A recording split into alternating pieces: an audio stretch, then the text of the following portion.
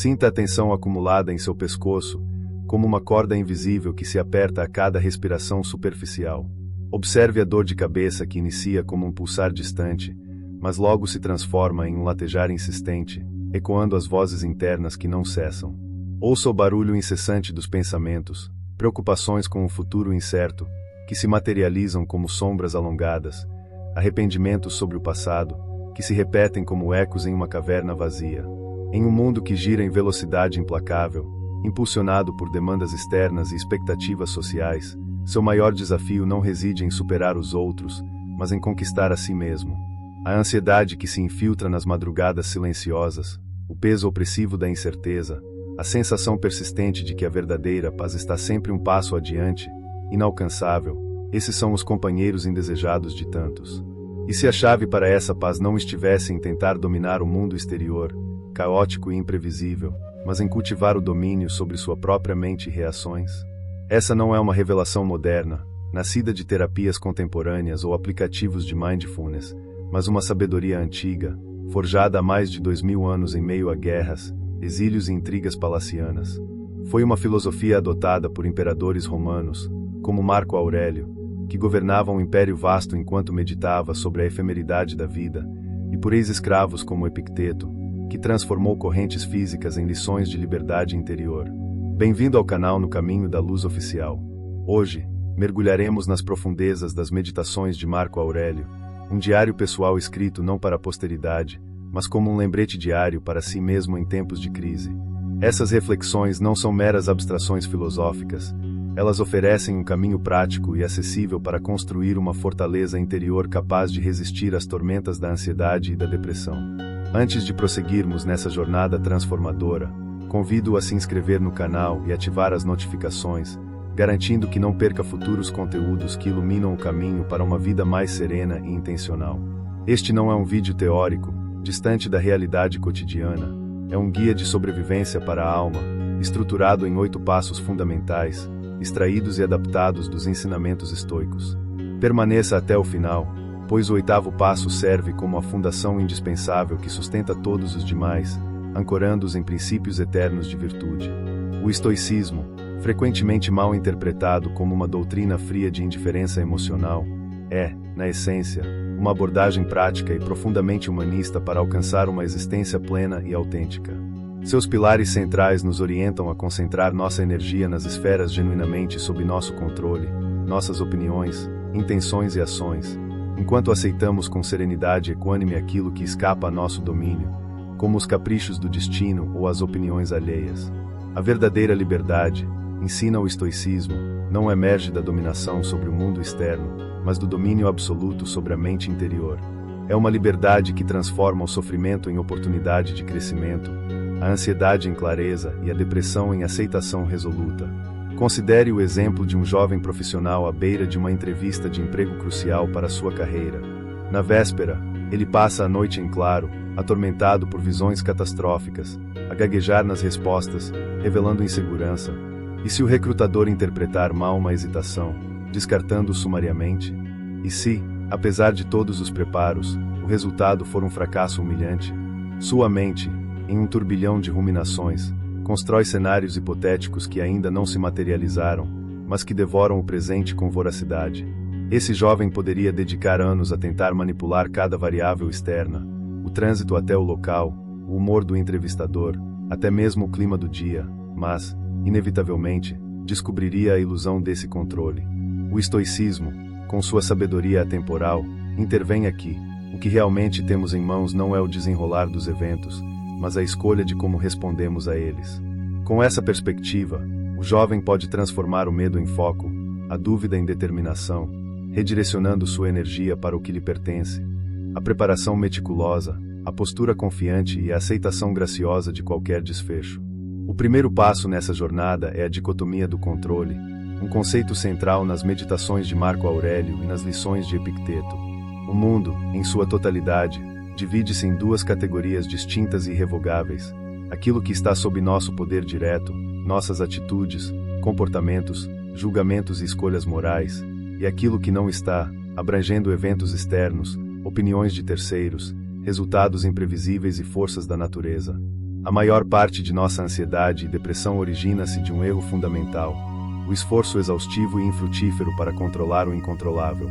Pense no trânsito caótico que atrasa sua agenda matinal, no humor volúvel de um superior que influencia sua avaliação profissional, nas opiniões efêmeras que os outros formam sobre nós ou em eventos globais, como crises econômicas ou pandemias, que escapam a qualquer intervenção individual. Esses elementos consomem nossa vitalidade emocional porque invertemos as prioridades, desperdiçando recursos preciosos em batalhas perdidas de antemão. Marco Aurélio, em suas reflexões noturnas, capturou essa verdade com precisão cirúrgica. Se você se aflige por algo externo, a dor não reside na coisa em si, mas no julgamento que você emite sobre ela. E é possível eliminar esse julgamento agora. Essa declaração não é mera abstração, é uma ferramenta prática. Pause, neste exato momento, e aplique-a. Ao confrontar uma preocupação, interrogue-se com honestidade: isso está verdadeiramente sob meu controle? Se a resposta for negativa, e frequentemente o é, liberte-se com aceitação radical. Redirecione sua energia para o âmbito do controlável. Cultive uma resposta compassiva. Ajuste sua atitude com resiliência e foque em escolhas que alinhem-se aos seus valores. Para ilustrar essa dicotomia em ação no contexto contemporâneo, considere o caso de Maria, uma mãe solo de 35 anos que equilibra uma rotina exaustiva entre um emprego demandante, contas acumuladas e a responsabilidade exclusiva pelo bem-estar de seu filho de 7 anos. Diariamente, ela se vê sobrecarregada por um turbilhão de obrigações, o estresse financeiro que ameaça o equilíbrio doméstico, as falhas crônicas do sistema educacional público que limitam as oportunidades do filho, e a ausência inescapável do pai da criança, cujas decisões passadas ecoam como feridas abertas. Maria se atormentava incessantemente, mergulhada em um ciclo de culpa e frustração por elementos fora de seu alcance, o que gerava noites insones e uma depressão que minava sua vitalidade. Ao ser introduzida a dicotomia do controle por meio de um grupo de apoio inspirado no estoicismo, ela começou a discernir com clareza. Embora não pudesse reformar o sistema escolar ou compelir a cooperação do ex-parceiro, possuía domínio absoluto sobre sua presença emocional nos momentos compartilhados com o filho.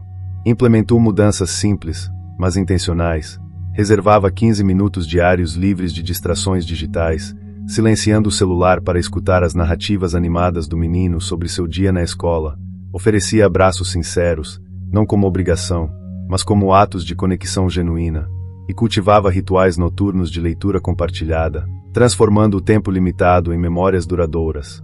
Essa redireção não eliminou as realidades externas, mas dissipou o nevoeiro da ansiedade, restaurando uma sensação de agência e paz interior. Maria não apenas sobreviveu, ela floresceu, provando que a dicotomia não é uma rendição, mas uma estratégia de empoderamento. O segundo passo avança para a visualização negativa, conhecida em latim como premeditatio malorum, a premeditação dos males. Essa prática estoica envolve uma preparação deliberada para o infortúnio, visualizando com detalhes vívidos a potencial perda daquilo que mais valorizamos em nossas vidas.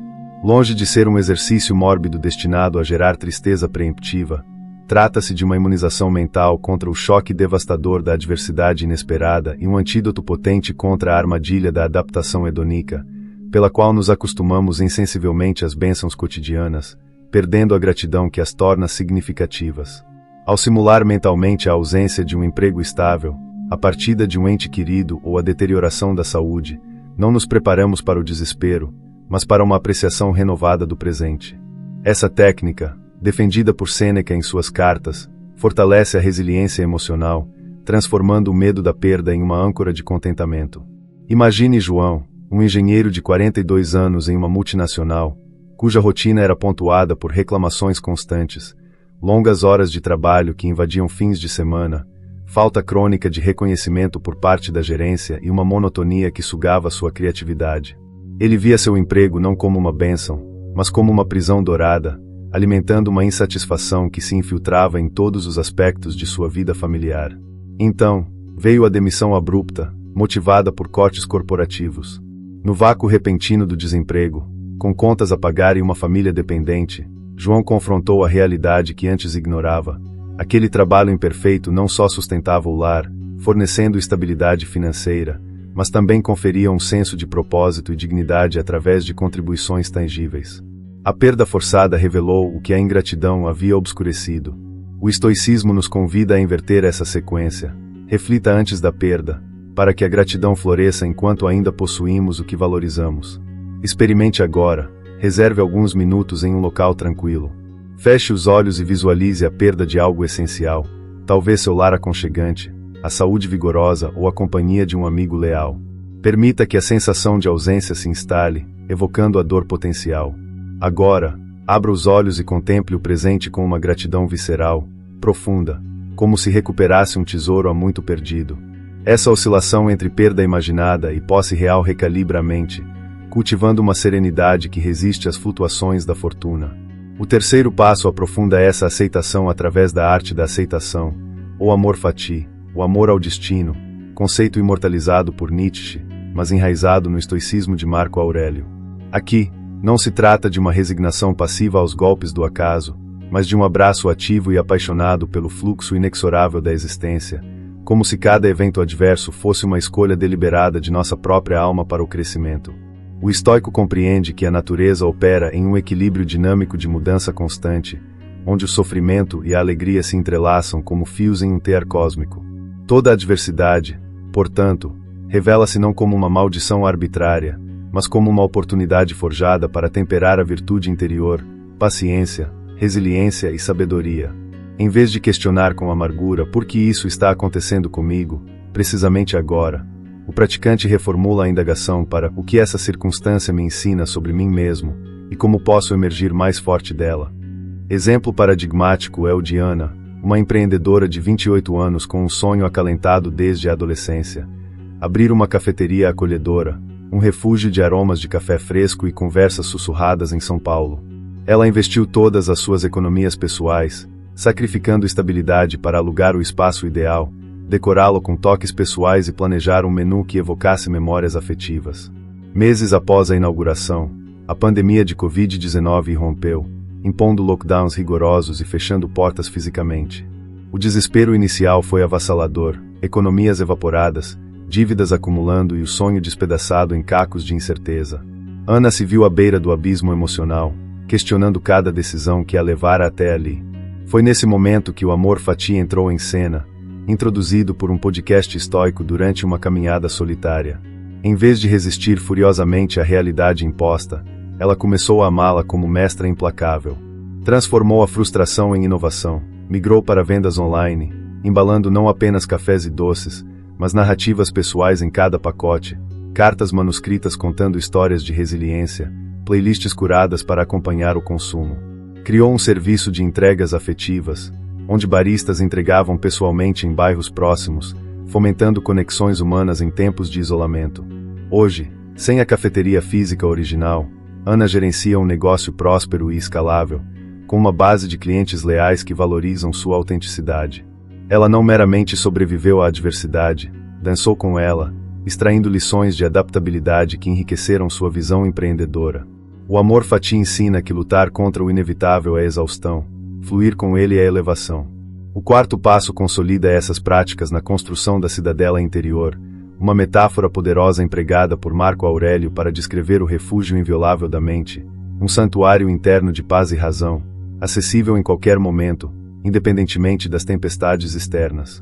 Em um mundo saturado de distrações, notificações incessantes de redes sociais, demandas profissionais urgentes, ruídos midiáticos que amplificam o caos global, a mente desprotegida torna-se vulnerável a invasões constantes, como uma fortaleza sem muralhas.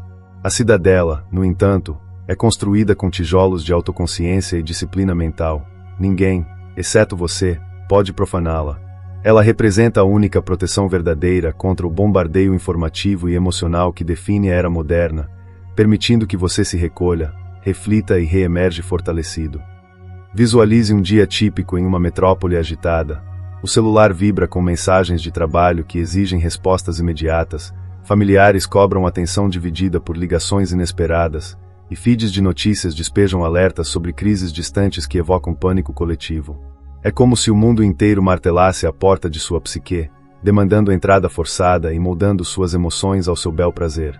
Sem uma cidadela interior, você se rende à invasão, permitindo que o externo ditasse o interno. Mas com ela, possui um bastião inexpugnável. Paulo, um executivo de 50 anos em uma firma de consultoria, exemplifica essa transformação. Afetado por crises de pânico recorrentes, taquicardia em reuniões de alto risco, sudorese fria diante de prazos impossíveis, ele se sentia refém de seu ambiente corporativo. Inspirado pelas meditações, adotou a prática diária, reservava 10 minutos matinais em um canto silencioso de seu apartamento, desligando todos os dispositivos. Fechava os olhos e visualizava sua cidadela, uma torre de pedra antiga, com paredes altas e um jardim sereno no centro, onde fontes murmuravam e o ar era puro. Ali, ele ancorava pensamentos em princípios estoicos, repetindo mantras como "eu controlo minha percepção". Com o tempo, essa construção mental ganhou tamanha solidez que Paulo a acessava mid-reunião. Uma pausa respiratória profunda o transportava de volta ao santuário, dissipando o pânico e restaurando a clareza. A ansiedade, que outrora o paralisava, tornou-se gerenciável. A depressão, que o isolava, cedeu espaço à proatividade. A cidadela não é escapismo, é o epicentro de onde se comanda a vida com sabedoria.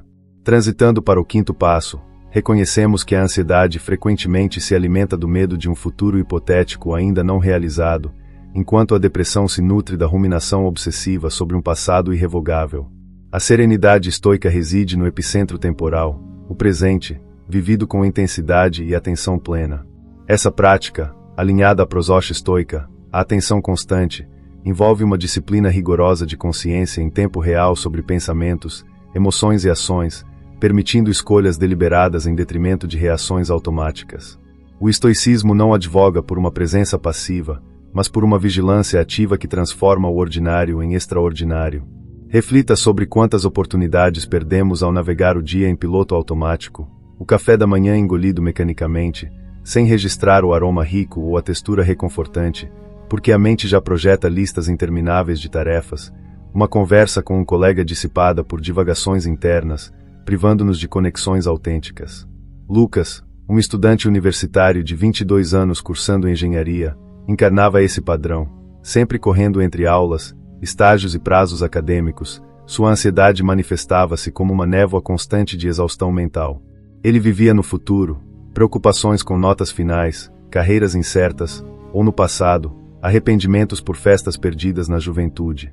Ao incorporar a atenção plena estoica, guiado por exercícios simples de um aplicativo inspirado em Marco Aurélio, Lucas iniciou com micromomentos.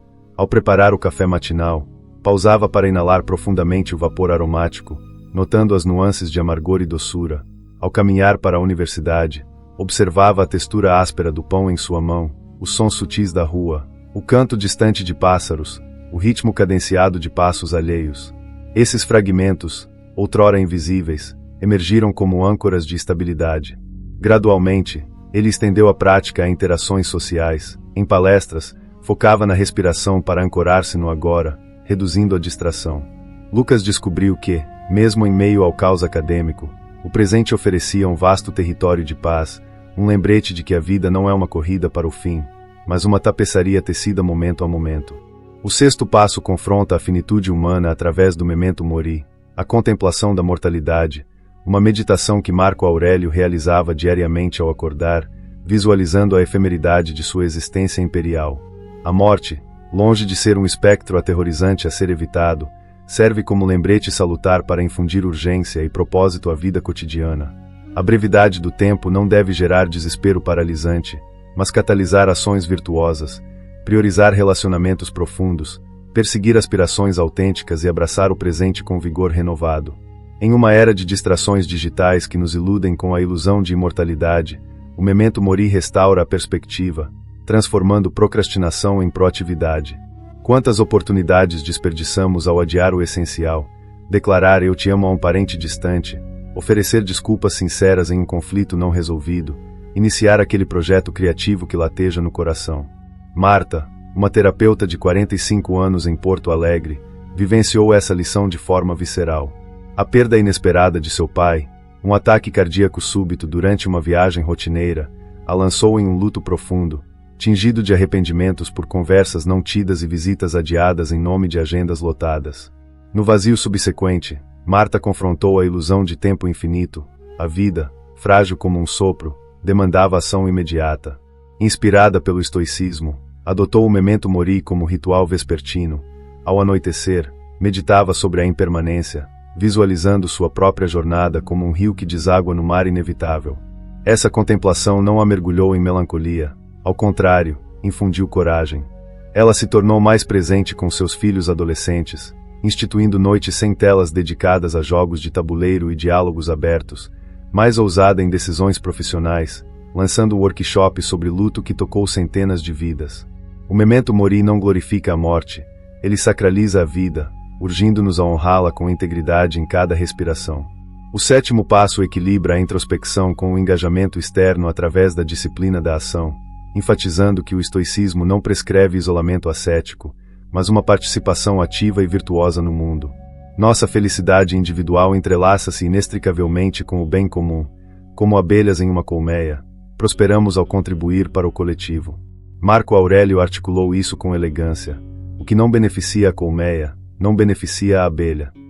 Essa disciplina nos impulsiona a ações éticas e generosas, combatendo a apatia depressiva ao infundir propósito através do serviço. Roberto, um profissional de TI de 30 anos em Recife, exemplifica essa virada. Afetado por uma depressão crônica que o isolava em rotinas solitárias, dias passados em frente a telas, nutrindo um senso de inutilidade perante desafios globais, ele se sentia um espectador passivo de sua própria existência. A intervenção veio por meio de um amigo que o convidou para voluntariar em uma ONG local dedicada à distribuição de refeições nutritivas a moradores em situação de rua. Inicialmente relutante, Roberto compareceu a uma ação semanal: preparar marmitas, entregá-las em parques urbanos e ouvir histórias fragmentadas de vidas marcadas pela adversidade. Ao testemunhar o brilho de gratidão nos olhos de um idoso faminto, ou o sorriso tímido de uma mãe exausta, algo profundo se deslocou em sua psique. O ato de servir não apenas aliviou o peso de sua depressão, reduzindo ruminações autoabsorvidas, mas revelou um propósito latente. Suas habilidades técnicas podiam ser direcionadas para otimizar o sistema de logística da ONG, ampliando o impacto. Roberto emergiu transformado, com uma rede de conexões humanas que enriqueceu sua vida social e emocional.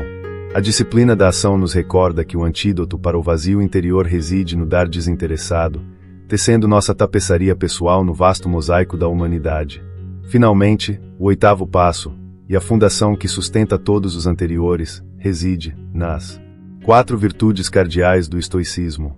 Sabedoria, para discernir com precisão o controlável do incontrolável e navegar dilemas éticos com clareza. Justiça, para tratar a si mesmo e aos outros com equidade imparcial, fomentando a harmonia relacional. Coragem, para confrontar adversidades e agir apesar do medo, transformando obstáculos em degraus. E temperança, para moderar desejos e impulsos, preservando o equilíbrio interno contra excessos que levam à ansiedade. Essas virtudes não são ideais abstratos, mas disciplinas práticas, entrelaçadas como pilares de uma catedral mental. Marco Aurélio as invocava diariamente, questionando: hoje, serei sábio em meus julgamentos? Justo em minhas interações? Corajoso em minhas provações? Temperante em minhas inclinações? Sem elas, a cidadela interior desmorona sob o peso das ilusões. Com elas, ergue-se inabalável. Pense em uma figura que admira profundamente, talvez um mentor, um líder comunitário ou um familiar resiliente. Provavelmente, essa pessoa incorpora essas virtudes intuitivamente, sem jamais ter folheado um tomo filosófico, guiada por um senso inato de retidão. O estoicismo não oferece fórmulas mágicas ou promessas de ausência de dor. É uma lente transformadora que revela a ansiedade e a depressão não como inimigos invencíveis, mas como convites para o refinamento da alma. Com prática consistente, essas meditações podem reesculpir sua resposta ao mundo, substituindo o caos por coesão. Qual desses 8 passos ressoa mais intensamente com você, e qual pretende implementar hoje? Compartilhe nos comentários abaixo. Sua reflexão pode iluminar o caminho de outro espectador, fomentando uma rede de inspiração coletiva. Se este conteúdo te tocou, demonstre seu apreço curtindo o vídeo, inscrevendo-se no canal e ativando o sininho para notificações de novas explorações filosóficas. Compartilhe com um amigo ou familiar que navega tormentas semelhantes. Um gesto pode ser o farol que eles necessitam.